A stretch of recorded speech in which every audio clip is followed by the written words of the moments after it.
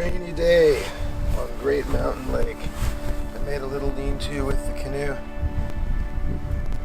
just to make it easy to boil water. Coffee and drinking chocolate. Oh, this is gonna be good. Oh yeah. And a couple of hunks of banana just for posterity.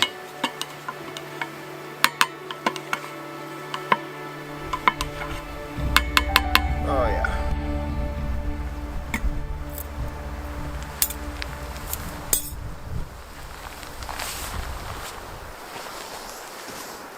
Straighten out the guidelines on the tent, so I feel good about that. I feel a bit more protected and it makes a difference. The pine needles were already drying around the base. Got wet laundry up. There's a break now and the wind at least dry it out a little bit.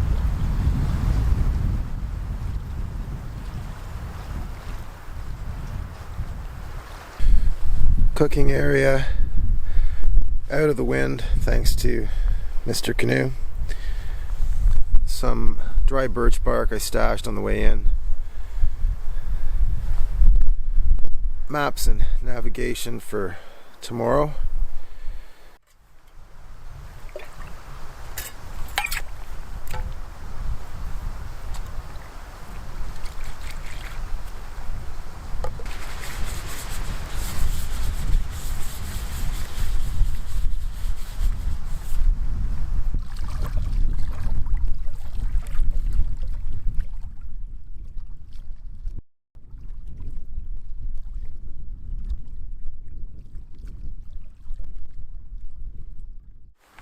I've been windbound most of the day, all of the day.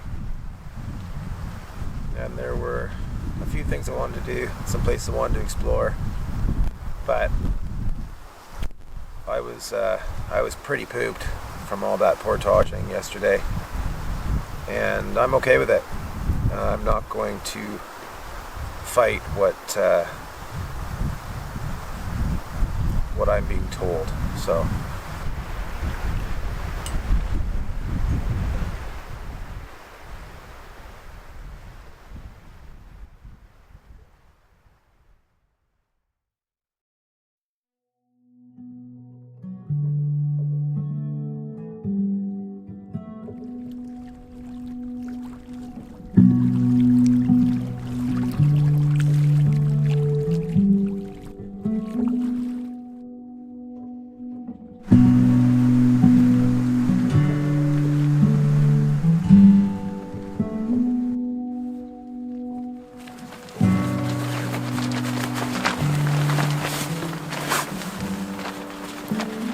what an amazing day. My goodness. Closed down camp for the night. Wind is still howling. I'm comfy in my little safe space here. I'm going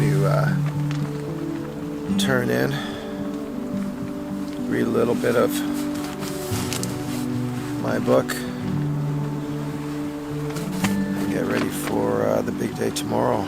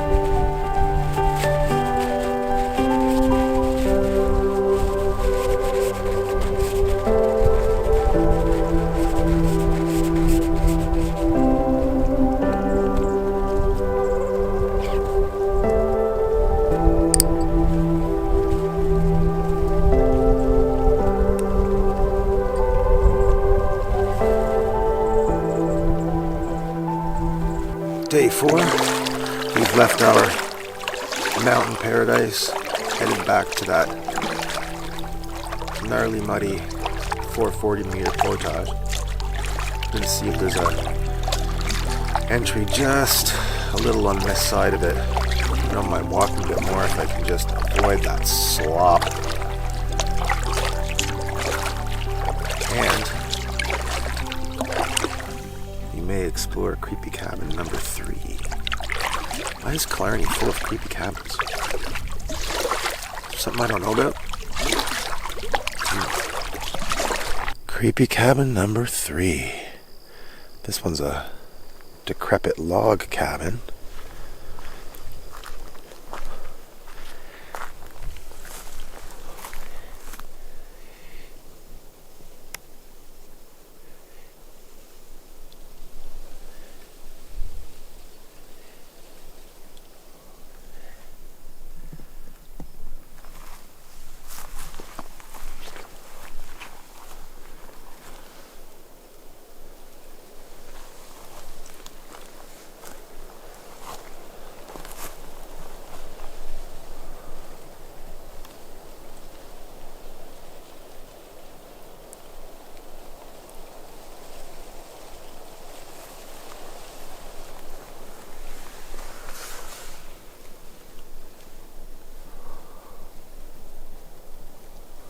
There was a wood stove at some point.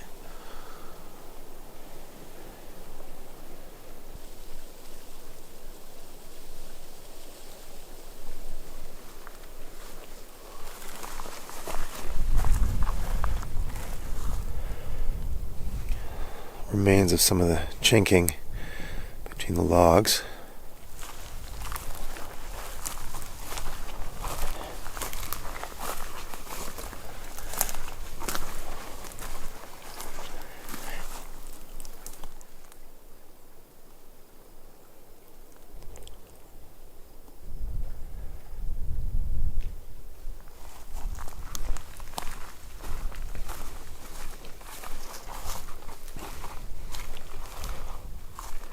It's actually a phenomenal spot.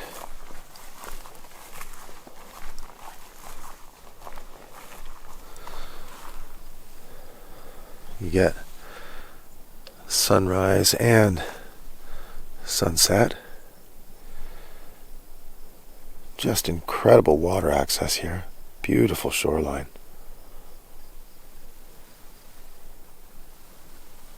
Pretty little bay. Yeah, interesting.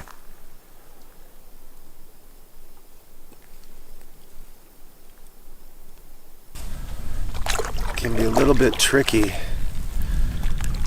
in these shallow, marshy areas, especially with a bit of a wind pushing your nose. Navigating around all the little bog heads and logs so you don't get beached and have to try and unstuck yourself.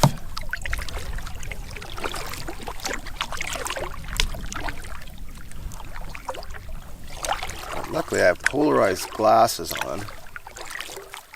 Oh, that one's not going to fly. So I can actually see through the surface water past that glare, which is very helpful.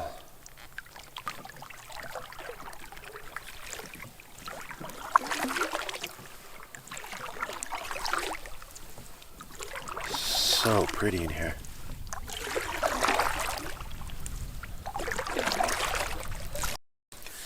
Okay, so we got that flat 440 done. Wasn't nearly as much of a muddy mess as it was before last night, but I was rushing because I wasn't certain of the distance, and I certainly didn't want to get caught in the dark on an unknown lake. So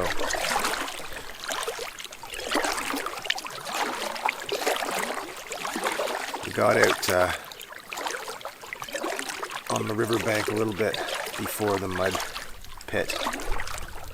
Quicksand. And it's amazing when you have a good night's sleep how much less challenging it seems than when you're rushing in the dark to reach your destination. I actually overshot this one. That's okay. I found Mr. Canoe Head on the tree.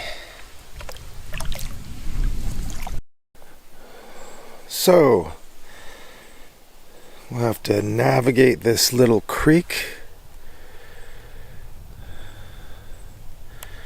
And then a short 100 meter into Round Otter Lake.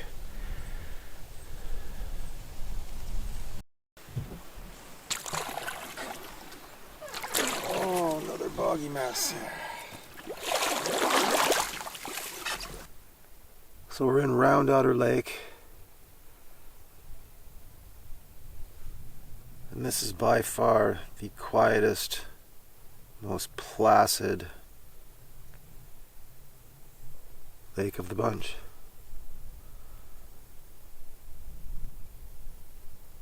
I currently feel like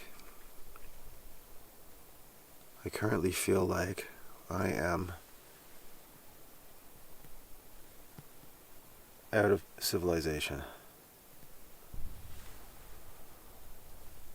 I'll give you a quick tour.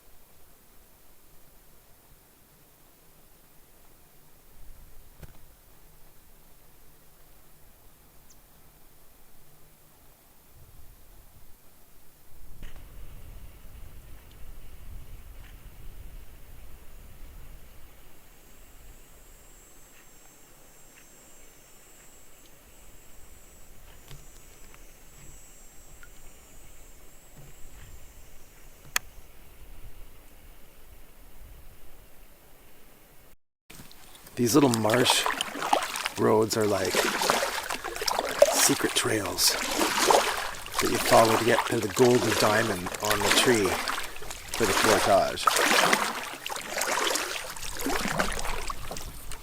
They're so full of life. It's uncanny, really.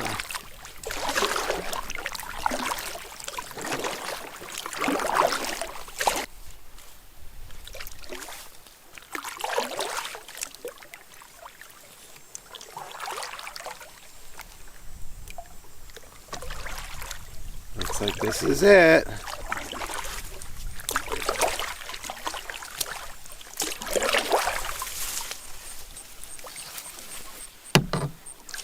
Or maybe not.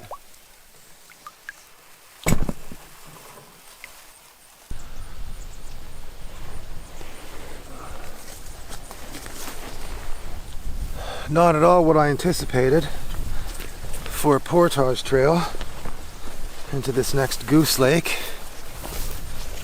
It's a marshy run by the creek side, which is too rocky to pass. But yeah, I was confused. I had a bit of trouble finding it and then realized I wasn't reading the map properly.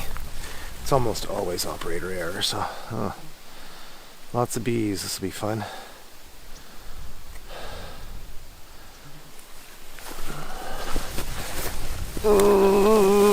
Through it. Give you a little look in a minute to see what we're actually dealing with here.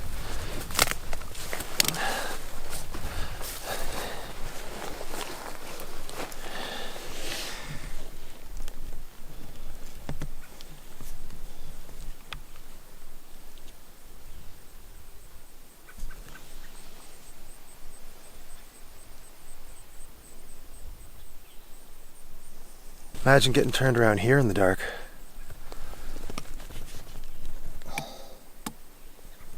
Looked like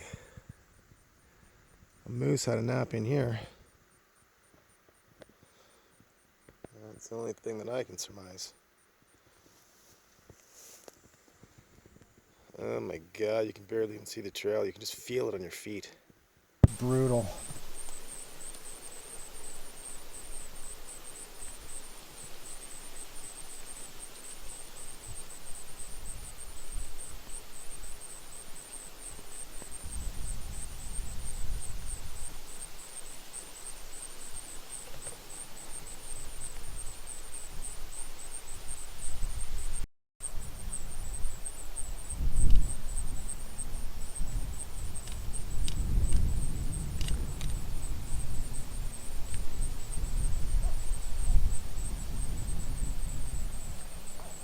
My place is not to interfere, only observe.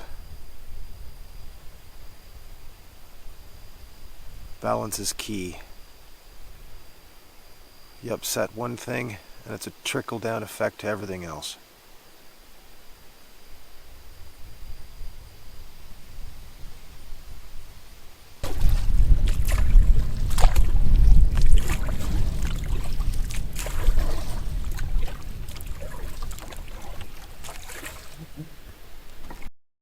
Golden trophy, last portage of the day.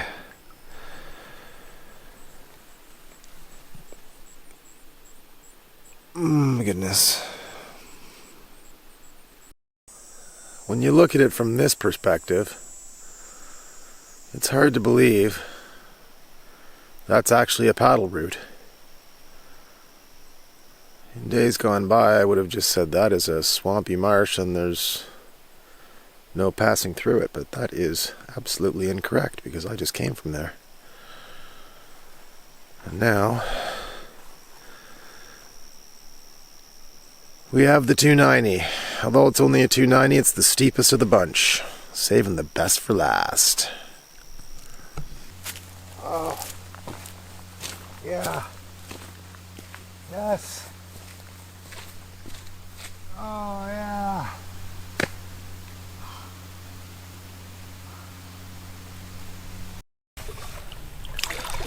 Just finished battling a crazy headwind out of Goose Bay. Goose Lake. No.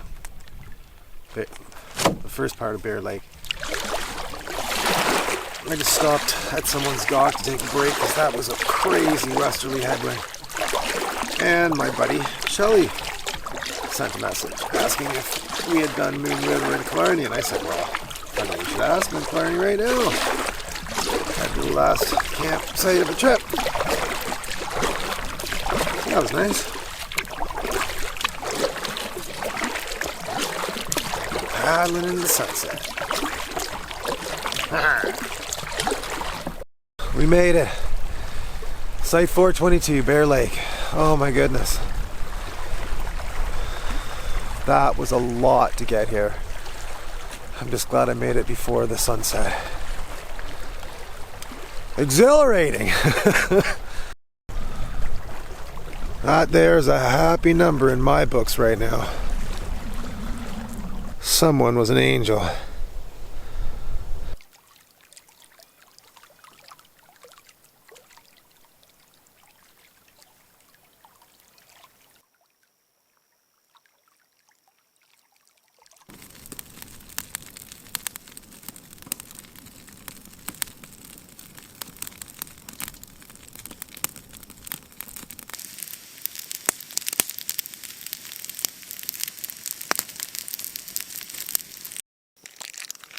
Think I should throw some cheese sauce in there? Why not, eh? Good morning. Extraction day. Always bittersweet.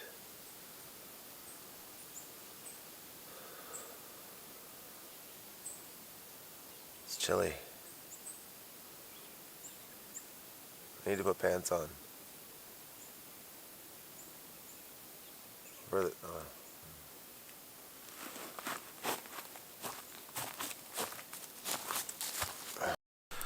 I was rolling up my sleeping bag And out drops a rusty back bumblebee that I must have picked up on that marsh portage. So he slept with me all night and I didn't get stung. That is shocking. And I didn't get stung on that trek, which is even more shocking. I had a bed buddy last night, I didn't even know it.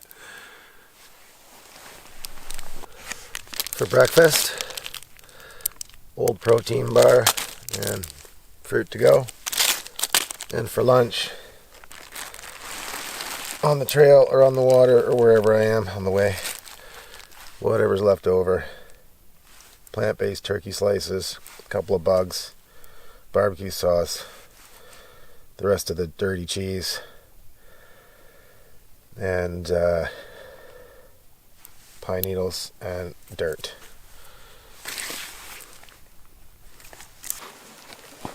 So yesterday we started out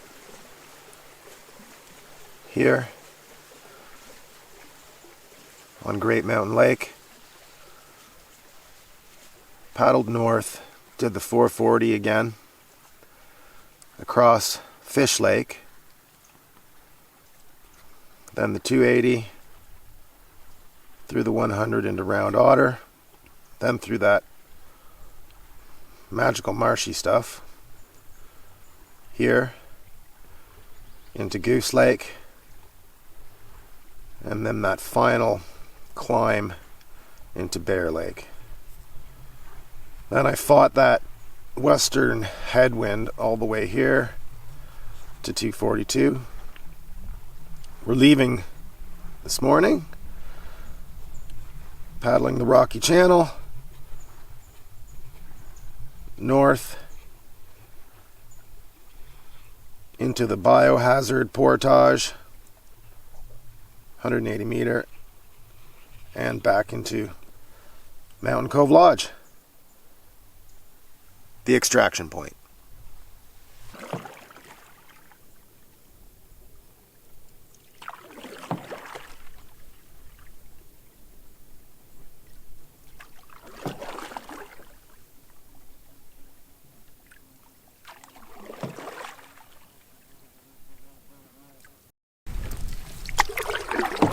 So we're headed out.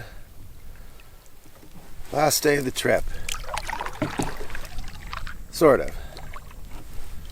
I pre-arranged something later this afternoon, early evening, as a treat for myself.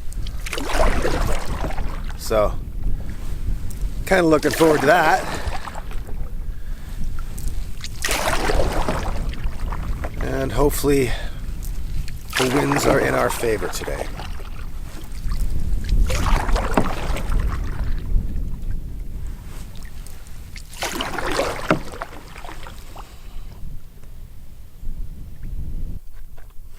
Kind of tastes like something we got at cafeteria. In my spice bottles, the vial of liquid smoke smashed, so the entire interior of the food bag and everything within now smells like liquid smoke.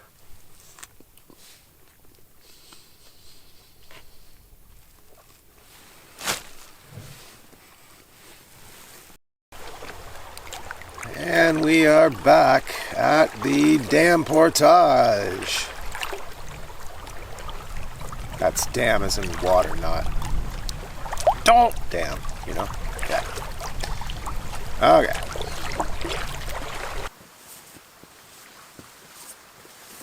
Alright, Poison Ivy. Round 2. Poison Ivy, round 2. So, no more portages. That was the last one of the trip. We're in the home stretch, last leg.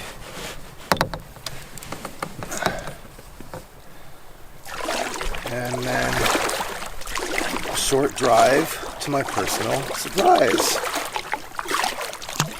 which I'm looking forward to. It's been a great trip.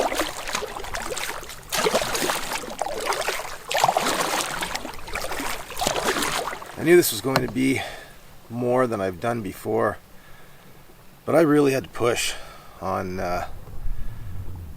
several legs of this trip.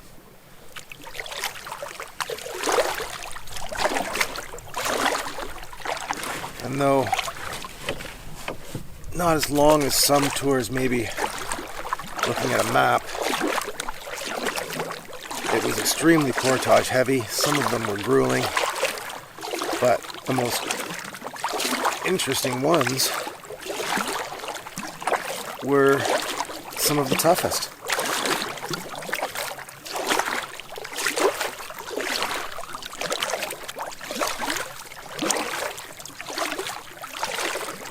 Funny that.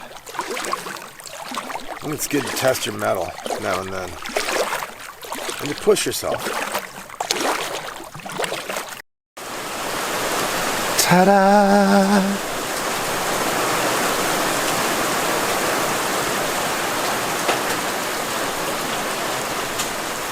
Literally 500 meters from the dock, and that hit.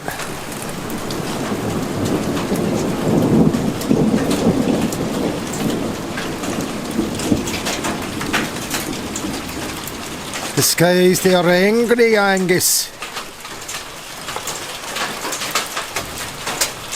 Ooh, hail. All manner of weather now.